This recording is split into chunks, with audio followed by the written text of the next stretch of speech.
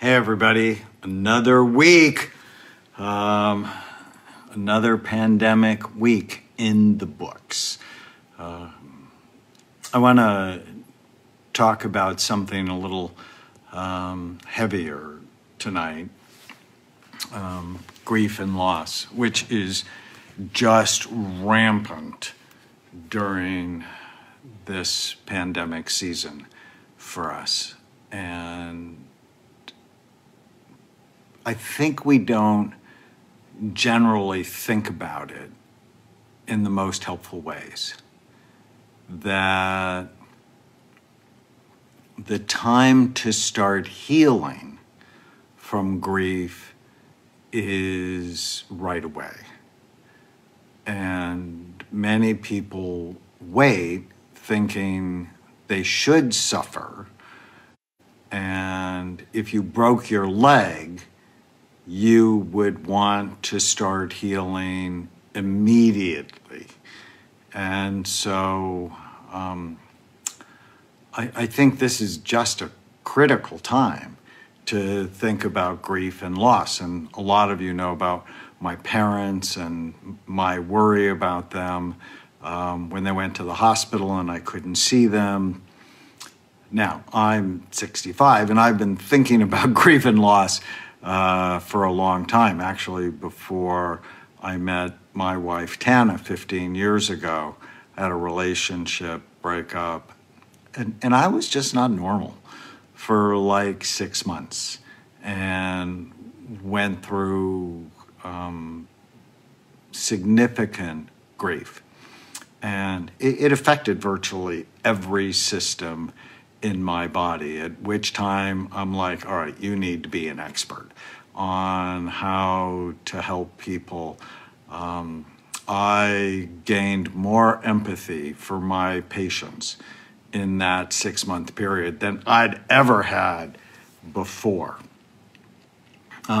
So grief and loss are easy to find because they're everywhere, especially in a pandemic.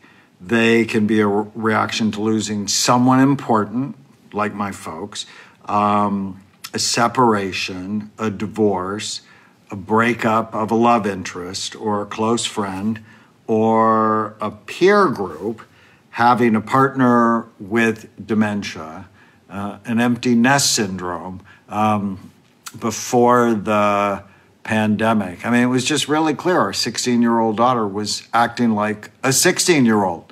She had a boyfriend, she had a job, she had friends, and she didn't really need her mother anymore. And Tana's like, you have to retire, I can't deal with this. And Tana was so sad. So losing someone important, something important, like your health, a mastectomy, loss of a limb, job, finances, a pet, or an attachment to an idea of what could have been, like your identity with retirement. You lose a loved one in addiction. You have a child that's handicapped. I have a granddaughter, Emmy, who I adore, but she was born with a genetic microdeletion syndrome that caused developmental delays and seizures, and I could completely see her mom and dad go through a profound mourning of the loss of what could have been. So any death, from an elderly parent to the sudden death of a child, can trigger grief and loss. Suicide is particularly harsh because most people believe it was a simple choice when it is often the result of an invisible brain illness, which may have, in fact, been the result of a traumatic brain injury or some form of toxic exposure. That's the whole idea behind the end of mental illness. So many of these things that we think of are mental are in fact not mental. They're brain related. Over the years as a child psychiatrist, I've treated many parents who had autistic, learning disabled, or ADHD children. They often struggle with grief or mourning what could have been, and what they could have done differently to prevent the sorrow and the pain that they experienced. I've also treated a number of young superstar actors, musicians, athletes, and sometimes they talk to me about mourning the loss of their adolescence. They worked so hard, they believe they missed out on carefree, fun times. I remind them that few people really loved their teenage years, so they were blessed to be able to work and succeed through it. It's often perspective. The 5 stages of grief were written about by Dr. Elizabeth Kubler-Ross, who I just loved her work when I was a young psychiatrist. She talks about denial. This isn't really happening. Think of your initial reaction to the pandemic. Think of a lot of world leader initial reaction to the pandemic. Denial, anger, bargaining with God or with others, depression, and then finally acceptance. Now, in a bit, we're going to actually turn those around. So what triggers a grief reaction or a loss reaction? Anything that reminds you of the loss. A sight, a song, a routine, making coffee in the morning, anything. And then how do people react? With shock, with sadness, with numbness, denial, despair, anger, guilt, loneliness, helplessness, hopelessness, worthlessness, yearning, anxiety, trouble breathing, chest pain, sleeplessness, memory loss. Chronic stress hormones actually have been shown to shrink the hippocampus, that major memory and mood structure in your brain. And I remember when I went through a period of grief that I'd forget things, and my mood was not good. So when you're 65 like I am, all of us, my age, have experienced grief and loss, divorce, children growing up and moving away, the loss of relationships, professional challenges. I've heard it said that hell is separation, that many theologians think that hell is separation from God or separation from your loved ones or from your peer group. And from an evolutionary standpoint, if you get separated from your peer group, you could die. And in The End of Mental Illness, I tell the story about how I came up with a new way of practicing psychiatry that is effective. And I love it. At our 8 Amen clinics, we love it. It's like, of course you should look at the brain. Why wouldn't you look at the brain? Would you really make diagnoses based on symptom clusters with no biological data? And so as we did it and I started talking about it, I got shunned by my colleagues and belittled, demonized, all the bad things you can think of. And initially I got depressed. I got anxious because I wanted to be part of the group. I'd worked for years to be part of the group. I'm a distinguished fellow of the American Psychiatric Association. I have research awards from the American Psychiatric Association. And all of a sudden I find myself in a war with my colleagues and losing your membership in the group. Now, they never kicked me out, I decided to resign years later. But losing your group disorients you, can cause depression. Now, ultimately, I went and found another group of people that really thought like I did. And now at Amen Clinics, we have 40 psychiatrists and physicians. So I have a new group. But it's hard. That's why people don't do innovative things. People don't do innovative things because they don't want to lose their group. So for me, I had to mourn the loss of what I was attached to. But there's a specific loss in my life that probably is above all the others. The day my grandfather died was the worst single day of my life. And his funeral was the second worst single day of my life. I was named after him. He was my best friend growing up. I cried for a long time. And many years later, whenever I thought of him, the tears just came, just like they do now. Once, 30 years after his death, I was on a trip shortly after I met Tana. And there was a terrible traffic accident on the 405 freeway. So we got off to take another route, and accidentally we went by the cemetery where he was buried. And when I realized he was just a few hundred yards away, I burst into tears and spent the rest of the trip telling Tana about my grandfather. And it's bittersweet because even though, goodness, it's almost 40 years later, I still cry when I think about him. The love I know he lives through me. I know he lives through me. All right. So how do you deal with grief and with loss in a way that helps you heal rather than in a way that keeps you sick?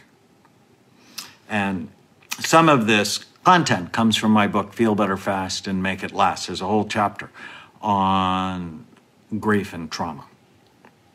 And in the new book I'm just finishing, called Your Brain is Always Listening, I talk about the dragons from the past that still breathe fire on your emotional brain.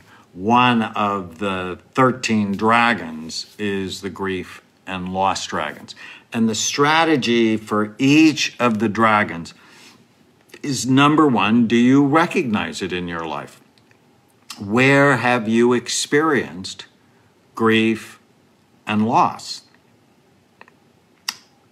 Number two is find the upside. Is there any upside to grief and loss? After loss, many people make health a priority. And for me, the joy I felt from my grandfather's love and the sadness I felt from losing him caused me to constantly ask myself two very important questions over the last 40 years. One, how can I love other people like he loved me? Nobody has loved me like he loved me. But isn't that really what life is about? Being loving, connected, useful, and helpful. And let me just digress for a second. I hate the term social distancing. It's a bad term. We need to kill it because you're not socially distancing. You're physically distancing. You need to physically distance. As just at the drugstore, mask, gloves, really thoughtful. How I went, gave her a $20 bill, didn't want to touch anything, didn't want the receipt. But I was kind.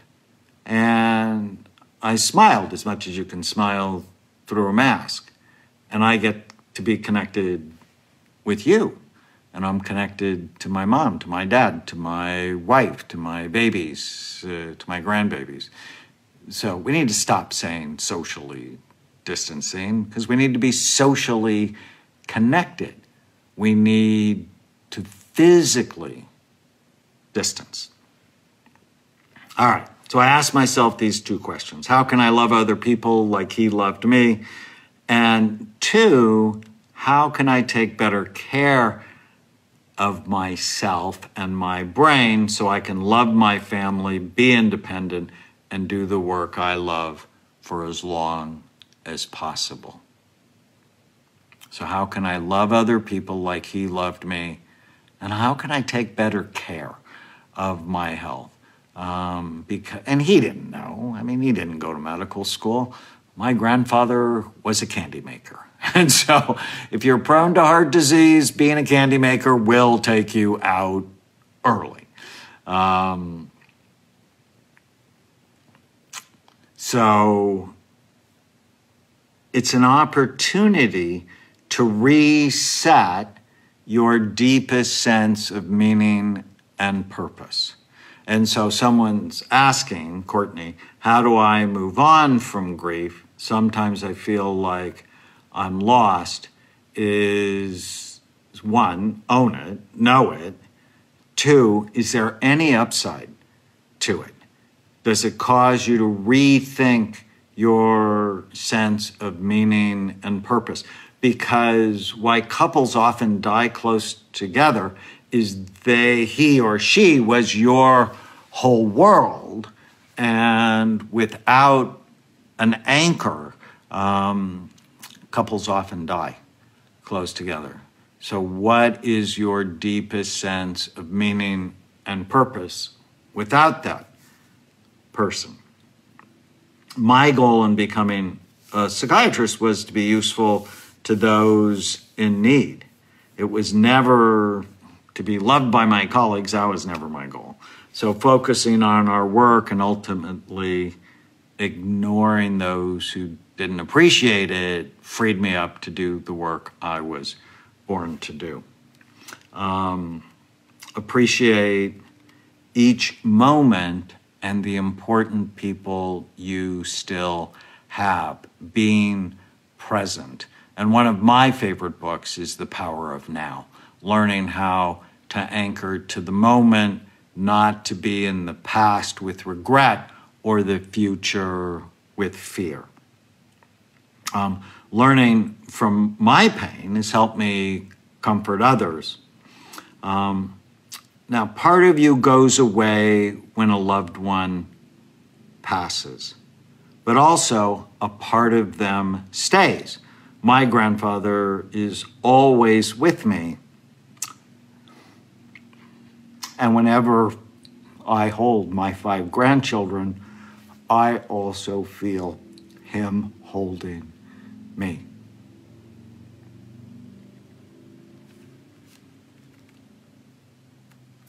Okay. Strategies. Here's a bunch of strategies you can use to help you manage grief and loss. Start as soon as possible. People may tell you to wait to heal from grief, but if you fell and broke your arm, would you want to start? When would you want to start healing? Immediately. You set the broken alignment so it can start healing immediately. 2, and this is really important, keep a brain healthy routine. It's especially important to eat brain healthy food, take supplements. We'll talk about exercise, sleep. This is often the missing link in grief recovery. When people are in pain, they will do anything to stop it. But overeating, binge drinking, smoking marijuana, drinking alcohol, and other habits may put a temporary Band-Aid on the negative feelings, but they often prolong the pain. 3, fix sleep first. Fix sleep first. Grief totally messes with your sleep. Grief often steals sleep, which prolongs the pain. I often recommend, and not Ambien, not Restoril, not sleeping pills, because once you start them, they're going to be really hard to stop. And so the cocktail I use, we actually make two things, restful sleep, or brand new chewable called Put Me to Sleep. And I love that name, because that's what people want, put me to sleep. And it has melatonin, B6, magnesium, GABA, 5-HTP to stop your brain from spinning, and theanine. I am just a huge fan of those supplements. Now, if the supplements don't work, then I might try a medication. I like trazodone, and I'll keep raising the dose until I get the best effect. Trazodone was actually originally developed as an antidepressant. It's not really great for depression. I think it's really good for grief and sleep. Insomnia decreases blood flow to the front part of the brain. The front part of the brain sends signals to calm your emotional brain. So if the front part of your brain is weak because you're not sleeping, your emotions can get the best of you, and it is harder to make good decisions during the day. Tryptophan is an amino acid. I like tryptophan a lot. You have to take 10 times the amount of tryptophan to get the same effect of 5-HTP. So I like 5-HTP a little bit better. 4, discover what was left unsaid or unfinished between you and the other person, if it's another person, and write it down. That way, it will not endlessly spin in your mind. Talk to others about what you wish had been different so you can learn from it. So I'm a huge fan of journaling, because when you write down the thoughts going through your head, you get them out of your head, and then you can evaluate them. Be on alert for an ant infestation. Ant, automatic negative thoughts, the thoughts that come into your mind automatically and ruin your day. And grief ants are about, I should have done this, I could have done that. You often are recriminating yourself in things that you just had no control over, because, who knows when we're actually going to lose our loved ones. So whenever you feel sad or mad or nervous or out of control, write down what you're thinking. And don't block the thoughts. That's really important. When I was going through a hard time, I turned the music up so loud just so I wouldn't hear my terrible thoughts. I think I actually damaged my hearing. If you talk to Tana, she's like, "Where are your hearing aids?" And it was the wrong thing to do. The right thing to do is feel what you feel. Like when I talk about my grandfather, even now, you can see I tear up. Allow yourself to do that. Feel it. But then write down the thoughts. You don't want to be afraid of your thoughts. You want to write them down and then just evaluate them. Are they true? Can I absolutely know that that thought is true? So be on the alert. When grief is prolonged, write out the story of what happened. There's actually research on this. Spend 15 minutes a day for 4 days getting the story out.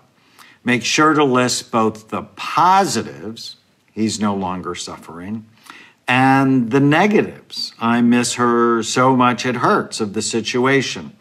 Writing has helped children and refugees deal with grief, and it has been shown to decrease feelings of loneliness and improve mood.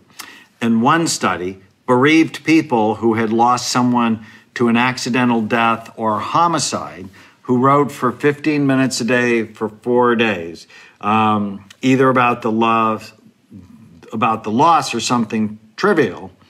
Afterwards, those who'd written about the loss reported less anxiety, less depression, greater grief recovery than those who'd just written about trivial things. Reach out for social support. Therapy and support groups can be very helpful if they help you build skills to overcome grief. But if they're serving donuts and Coke, bring something brain healthy and go, look, this crap is not going to help you deal with grief, because sugar increases inflammation. Inflammation increases depression and dementia. So how are you going to actually effectively deal with grief and loss when you're inflamed and depressed? It doesn't work like that. Yet nobody talks about that. Learn to breathe with your belly. Go to my 2-minute anxiety cure, the video I did. I'll teach you about diaphragmatic breathing. So helpful. Supplements. We talked about supplements for sleep. The supplements I like for grief and loss, part of it depends on your brain type, and you can find out for free your brain type. Go to brainhealthassessment.com, brainhealthassessment.com, and know your type. And then the supplements for your type, I like SAMe, curcumins, magnesium, omega-3 fatty acids, Happy Saffron. I did a post on our new supplement, Happy Saffron, that has saffron, curcumins, and zinc, all powerful nutrients to support your mood. Get any chest pain checked out. So when I had grief 15 years ago, I had crushing chest pain. Like, we're not kidding, chest pain. And I went to the cardiologist, and basically it was grief. My assistant, who I dearly love, had crushing chest pain after her fiance had a heart attack and died in her arms. And she had crushing chest pain. And I said, you need to go get that checked out. Her coronary arteries were blocked like 95%. That her fiance's death likely saved her life. So get it checked out. Stress hormones can make our hearts beat funny and an abnormal rhythm. That can cause chest pain. But make sure to get it checked if you have chest pain. If your heart is fine, practicing deep breathing, guided imagery, hypnosis can calm your brain, as can taking magnesium glycinate, 250 milligrams 2 or 3 times a day. We actually make a magnesium chewable that's spectacular. Next, deal with triggers as they come up. Getting triggered is particularly common in grief, especially when the person or the pet can occupy every fun place in your brain. Whenever you get triggered by an anniversary, birthday, holiday, place, song, smell, don't try to block the feeling. Allow it to wash over you. Cry if tears flow, and allow yourself to be grateful for the memory. Don't avoid the feelings. Allow them to come, and make sure to correct any negative thoughts that tag along with the painful feelings. Be patient. It's a journey, not a destination. No one does grief perfectly. I told you I certainly didn't. So forgive yourself as you work through hard times.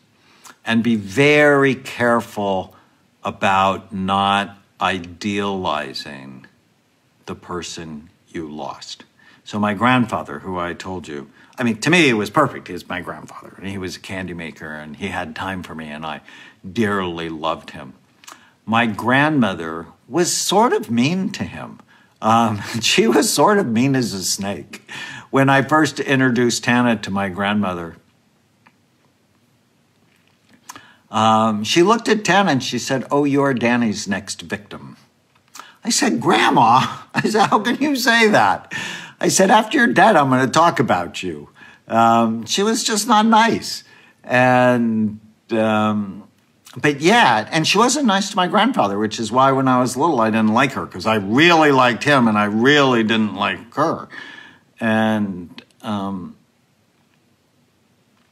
but all she did was talk about how much she missed him and how wonderful he was after he died. And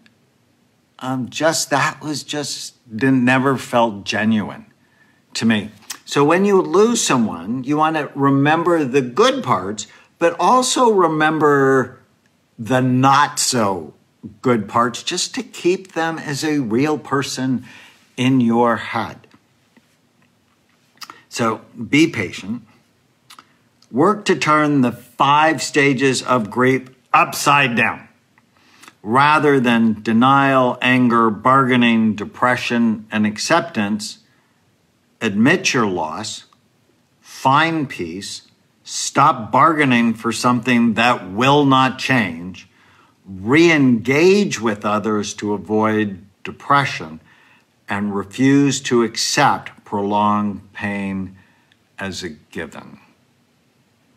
And work is often a good antidote to grief.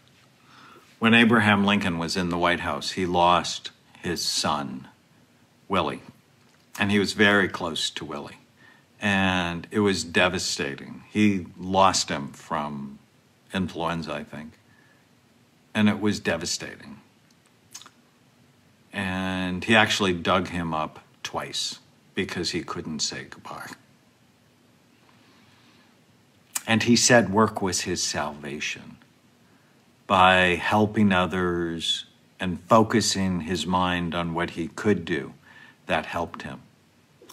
His wife became psychotic during that time because she focused so much on the loss. Honor your loved ones. Use anniversaries to remember those you lost, not to suffer. Set a place for them.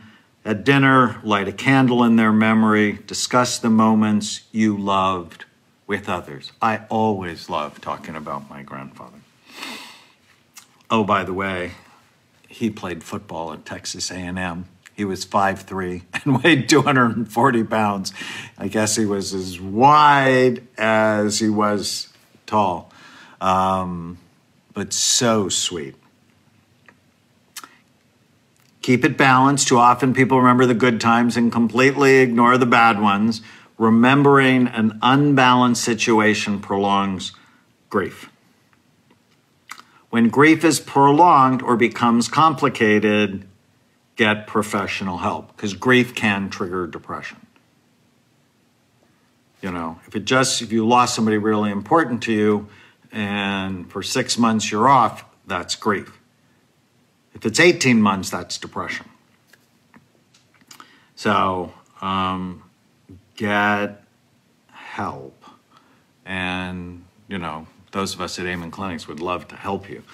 And if you are vulnerable before the loss, if you have ADD or bipolar disorder or an addiction, depression, going through a significant loss, as many people are during the pandemic, it can trigger your vulnerabilities.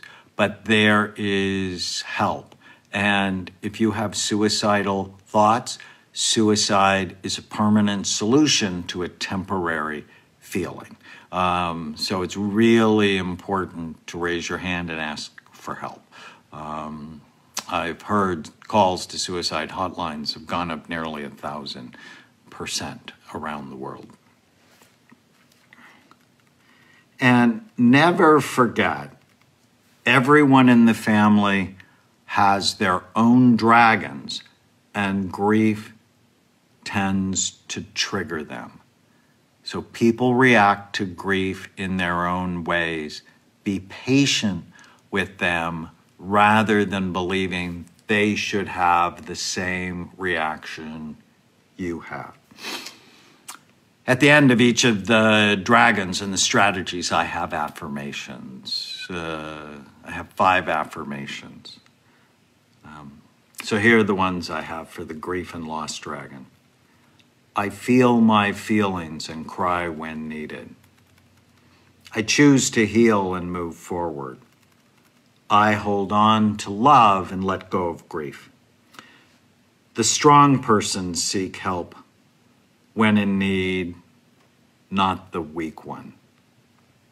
Even though I'll never be the same, it's okay to be someone new.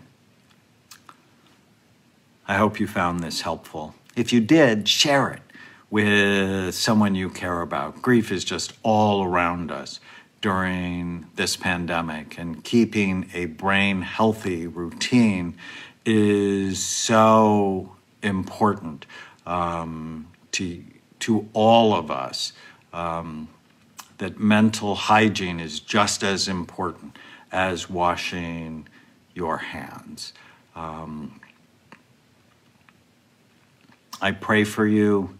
My hopes are that you are managing this time in an important way. This is a time for all of us to really rethink our lives, what's important, and then begin to put in brain healthy routines that serve you, but also serve the people you love. I'll see you soon. Take care.